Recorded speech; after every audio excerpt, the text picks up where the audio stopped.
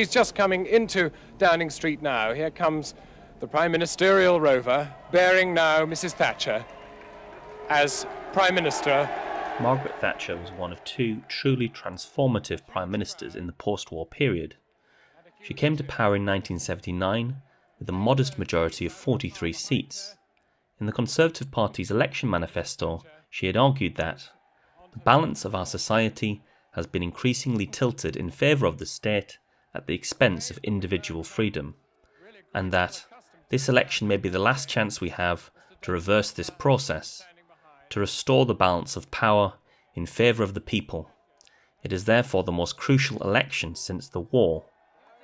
She was to go on to be one of the most transformative Prime Ministers since the war, and yet on the steps of number 10 she delivered a conciliatory message to the British people, quoting St. Francis of Assisi. And I would just like to remember some words of St. Francis of Assisi, which I think are really just particularly apt at the moment. Where there is discord, may we bring harmony. Where there is error, may we bring truth. Where there is doubt, may we bring faith. And where there is despair, may we bring hope. The overriding economic objective of Thatcher's first term in office was to bring down inflation. This meant squeezing the money supply with tight control of spending, increased interest rates, and higher taxes. The idea behind this new economic orthodoxy of monetarism was that inflation was always, ultimately, caused by too much money being in circulation, so the only way of curing inflation was to squeeze the money out of the system, even if this meant increasing unemployment and damaging Britain's manufacturing industry. We can all believe in monetarism. And let's just get used to the idea that there's no more money unless we've earned it. Too much money in circulation leads us directly to inflation. We'll count our blessings if we apply Tight control of the money supply. We'll count our blessings if we apply Tight control of the money supply. When Margaret Thatcher came into office, unemployment was 1.5 million and inflation was high and rising. But the harsh medicine of monetarism didn't seem to be working. In fact, Britain entered recession in the early 80s, and the deflationary policies pursued by the Thatcher government seemed to be making matters worse, driving up unemployment and damaging economic growth without seeming to bring down inflation.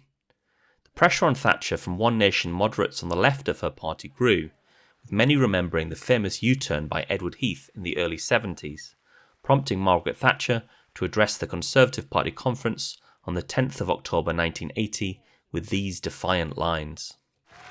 I have only one thing to say. You turn if you want to.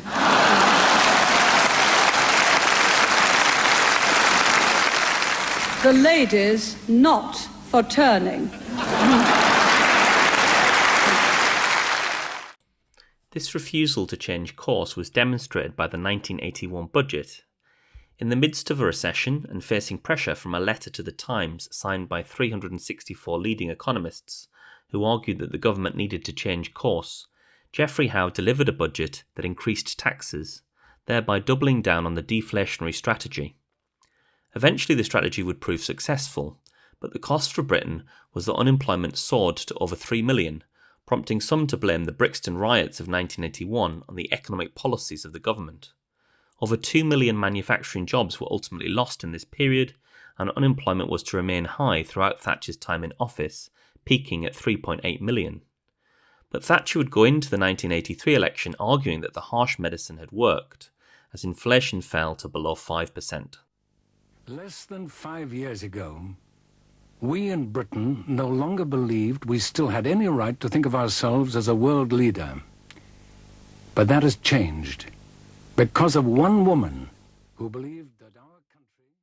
In the early period of Margaret Thatcher's time in office, her poll ratings plunged, but she was to benefit from Michael Foot's failure to contain the internal tensions within the Labour Party, leading 4 leading Labour figures to split away from the Labour Party to form the SDP in 1981. This split would prove fatal to Labour's prospects at the next election, as it meant that those who opposed Thatcher's government would split at the election in 1983 between the Labour Party and the SDP Liberal Alliance, which allowed Margaret Thatcher to win a landslide even though her party's vote share went down in 1983. Many argued that Thatcher also benefited from Britain's victory in the Falklands War in 1982, with one poll showing that 84% of the electorate had approved of Thatcher's handling of the crisis. This is certainly true, but she was only able to dominate the politics of this period because the votes of those who were opposed to her government were split between two parties, allowing her to win two landslides, one in 1983 and one in 1987, before her own party were to turn against her in 1990.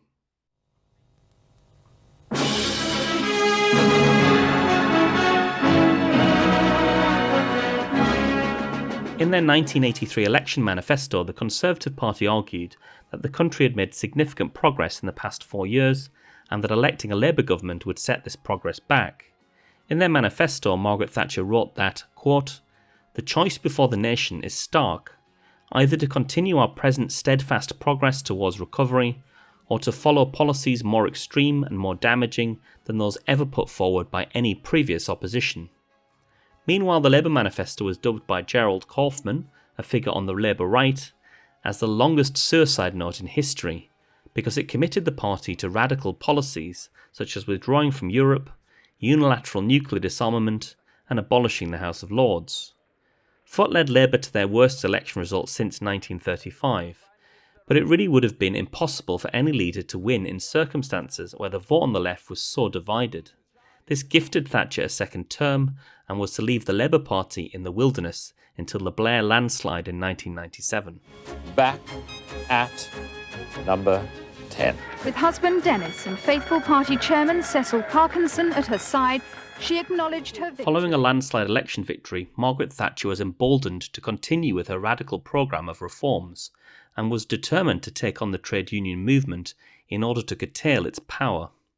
Her government had already passed legislation to make postal ballots mandatory for strike action and to ban sympathy strikes, but Thatcher realised that her government would now need to take on the trade union movement and win decisively, and she found a perfect enemy in MUN leader Arthur Scargill. In 1981, Margaret Thatcher had backed down from closing pits in the face of strike action, but she had learned a lesson and the government now stockpiled coal in preparation for the next strike. So when a strike broke out in 1984, the government were ready to tough it out. In the end, the dispute lasted a year, with scenes of unrest at events like the Battle of Orgreave pitting thousands of police officers against striking miners being reminiscent of a civil war. After a long year of unrest, the miners returned to the pits having lost their dispute, the beginning of the end of the coal industry in the UK, and a decisive blow against the power of trade unions in Britain, who were never to regain the industrial strength they had enjoyed in the 1970s. Mrs Thatcher has celebrated the sale of the millionth council house with the new owners at Forres in Grampian. After the 1983 election, the Thatcher government continued with the popular policy of allowing council tenants to buy their council housing at a discount from the government in the Right to Buy scheme, and they dramatically accelerated their programme of privatisation, with big companies like British Gas, Jaguar and BA all being privatised in this period. Thatcher's view was that nationalised industry was not exposed to the competition and rigour of the free market, and so privatisation would lead these industries to innovate and become more productive. But it was this sell-off of council housing and industry, alongside the bonanza of North Sea oil revenue, that was to sustain Thatcher's economic and political project, giving her the revenue she needed to cut taxes in order to bring about a popular version of capitalism, what she would call a property-owning democracy. Critics of these policies argued that the sell-off of council housing would lead to the housing problems that the UK faces today, with councils forced to rely on temporary accommodation to house vulnerable people because there isn't enough social housing to go around. They would further argue that privatisation of industries which were natural monopolies, like water, gas and electricity, meant that Thatcher was handing lucrative monopolies to private interests, which would lead to underinvestment as private companies skimmed off profits rather than investing in needed infrastructure, a charge that many would level at the water industry today. BBC News and Election 87 with David Dimbleby and Julia Somerville.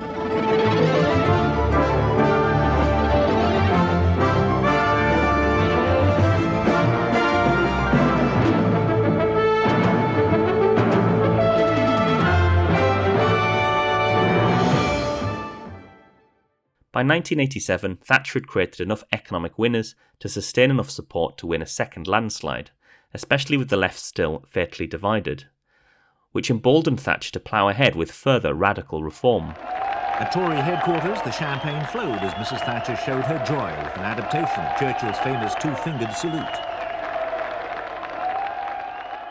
By now the economy was booming, and a tax-cutting budget in 1987 sent the economy into overdrive, bringing unemployment down from its peak of 3.8 million to 1.6 million by 1989, but setting off further inflationary pressures. There is now a danger that has become a threat to us all. It is a deadly disease and there is no known cure.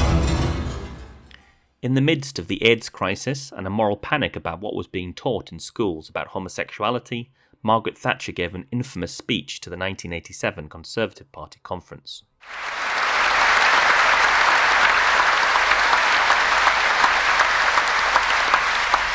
And children who need to be able to count and multiply are learning anti-racist mathematics, whatever that may be.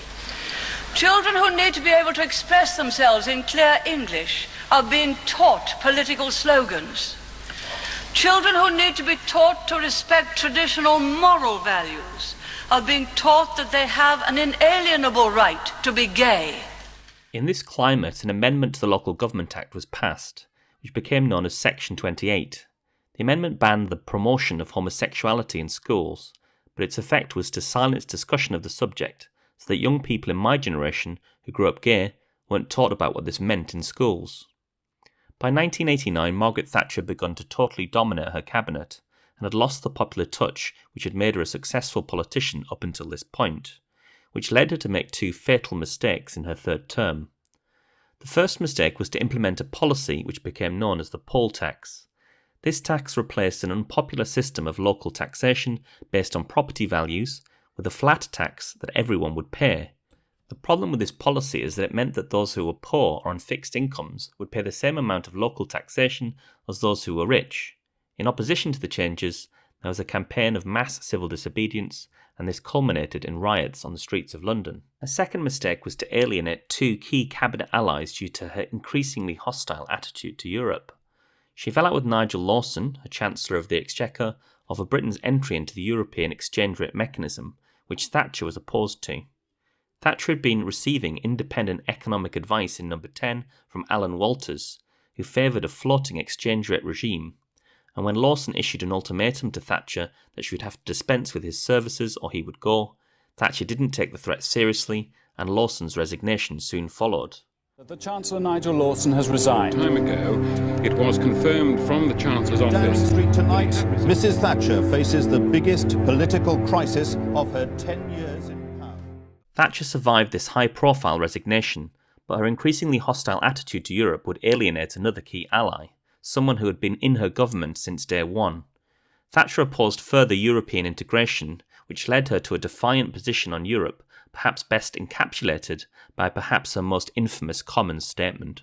The chairman or the president of the Commission, Mr. Delors, said at press conference the other day that he wanted the European Parliament to be the democratic body of the community, he wanted the Commission to be the executive, and he wanted the Council of Ministers to be the Senate. No. No.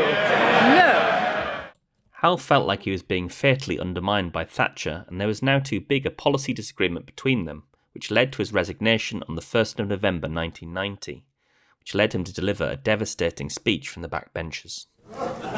It's rather like sending your opening batsman to the crease, only for them to find, the moment the first balls are bowled, that their bats have been broken before the game by the team captain.